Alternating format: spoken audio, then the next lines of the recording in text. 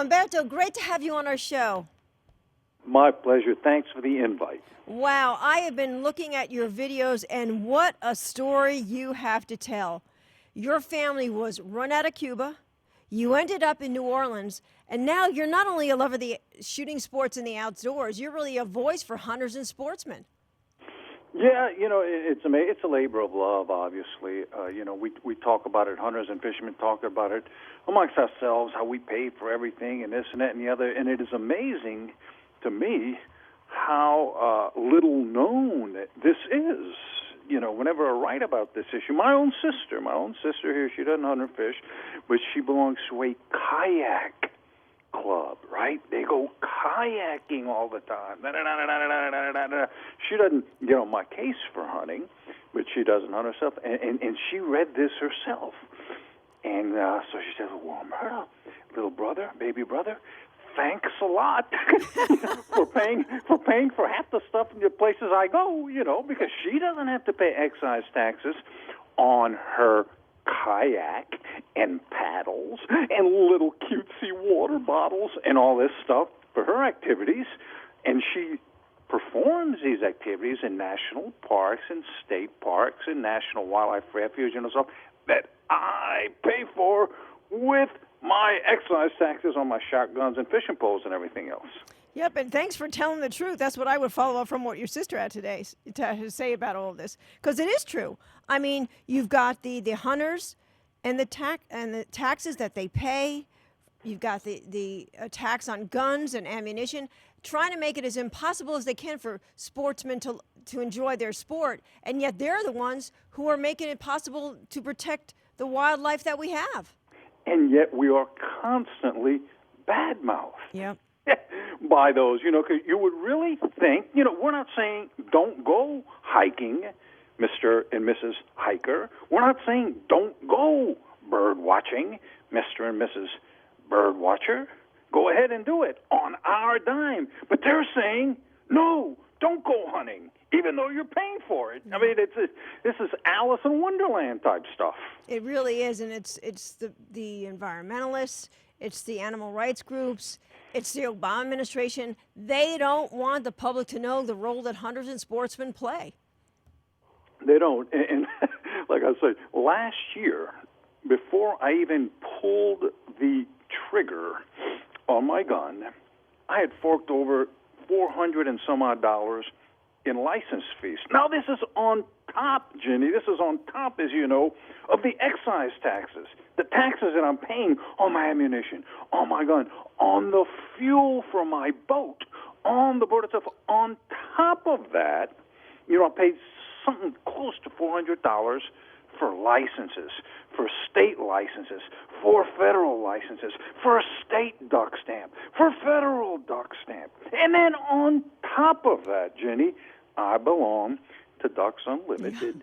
And so, there are my dues for Ducks Unlimited and everything else. It's an astounding amount of money that I will not tabulate and disclose here because I fear my wife may be listening. So what's your message to hunters and sportsmen out there? They need to be like you and be more outspoken and lay it right out there. Strut your stuff. Strut. We've got a lot of stuff to strut, when you think about it. And most people are completely oblivious to it. Like I say, even people who are not antagonistic to hunters are unaware how we pay for all this stuff, And let's face it, I have friends who are bird watching. You know something? I tell them, I am a bird watcher too. If you tabulate, think of the time that I spend in a duck blind and how much time is actually spent shooting as opposed to how much time is spent watching. I do more bird watching in 2 weeks of the year than probably most bird watchers in this country do in 2 years.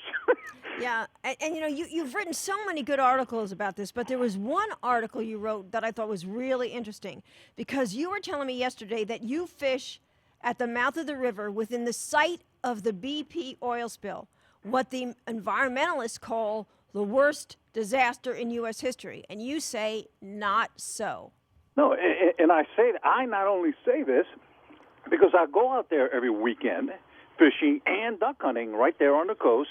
In fact, what you all saw on the news, 2 years ago, you saw the very area where I duck hunt and fish.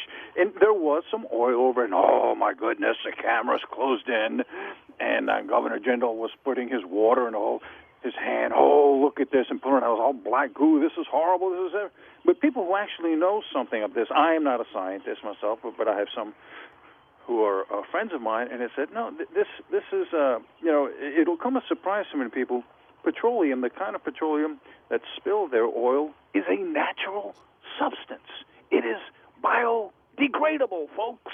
And they said this is, this was happening. As a matter of fact, more oil spills into the Gulf of Mexico naturally from natural seeps, and has been doing it for millennia in 1 year, than has spilled from the BP oil spill. And guess what, folks? We survived it. We survive it every single year. It was a gigantic crock. That's all I can tell you. And I'm telling you from experience, because I'm out there. I'll be out there tomorrow morning fishing, and I have been fishing there since a month after the spill. And as you're saying, marine life is alive and well, and so are you, because you don't just hunt fish. You love to cook what you hunt and what you fish. Well, exactly. It adds another element. Now, every time you turn on a cable channel nowadays, you'll see a cooking show of some type. Well, you need to have one. Yeah, and as a matter of fact, we're planning it. It's going to be called Mystery Meats. Kind of like what you saw in that video. That was a mystery until I showed them what it was, But it was good. But, and I tell people who don't hunt, I said, well, if you like to cook from scratch, with natural ingredients, the hunting and the fishing just adds a much more rewarding element to it. It just stretches it out a little bit. And these are really, I say, right now people are all hung up on free roaming this and free wild caught this and free roaming that. This is all the rage among the Whole Foods crowds. Well, I take it one step further, Whole Foods people. I insist on catching them in the act of free roaming. So it just adds it's a lot more fun that way. Well, and I can tell you, love what you do. And there's a chance your videos are going to end up on the History Channel. Tell us about this. Yeah, there's a chance. We shot a pilot for a show. It's called Umberto Fontova's Revenge, and it has shown on the Outdoor Channel a couple of times. And, it's being peddled right now by the production company, and there's a chance it will show up on the History Channel. As a matter of fact, the History Channel was down here a couple of months ago.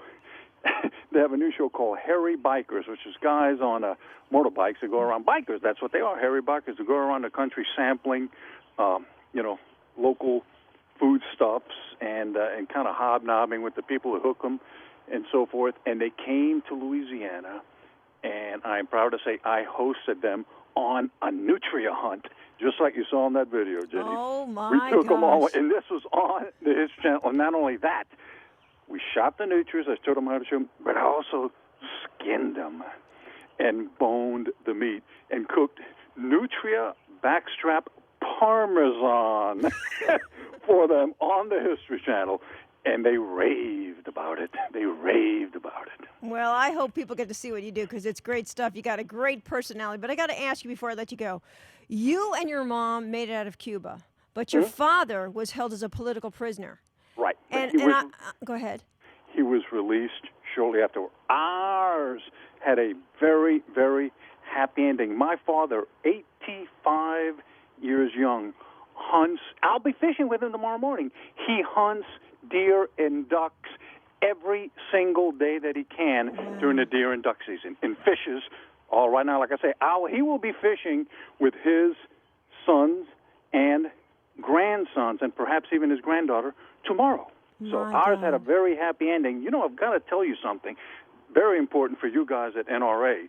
I have a friend, a Cuban friend, who came over on the Mariel boat lift in 1980, when perhaps some of our listeners of yours remember 200,000 Cubans jumped on rafts and everything else, and we're picking them up and so forth. His father had owned a sporting goods store in Cuba at the time of the Cuban Revolution, of the Communist Revolution. So the commies went after his dad right away because he sold guns, right? And ammunition. He had kind of like a little sporting goods marina type affair, and boom, The commies went after him right off the bat. They imprisoned his dad. They imprisoned my friend Emilio, who was only 16 at the time.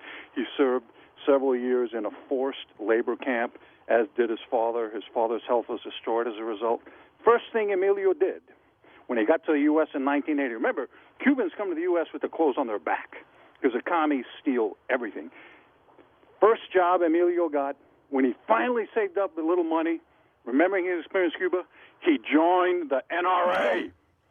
Well, and I was going to say, True story. without True the story. NRA, where would our freedoms be? But I got to ask you, after what your family has been through, do you think too often, too many of us here in America take our freedoms and our rights for granted? Oh, without a doubt. That's a constant theme, not only in my weekly articles and town hall, but in my conversations just about everywhere. You, like Joni Mitchell said in her song from the 60s, don't it always seem to go that you don't know what you got till it's gone? You got it. We had it and we lost it, so we know what we got here in the U.S.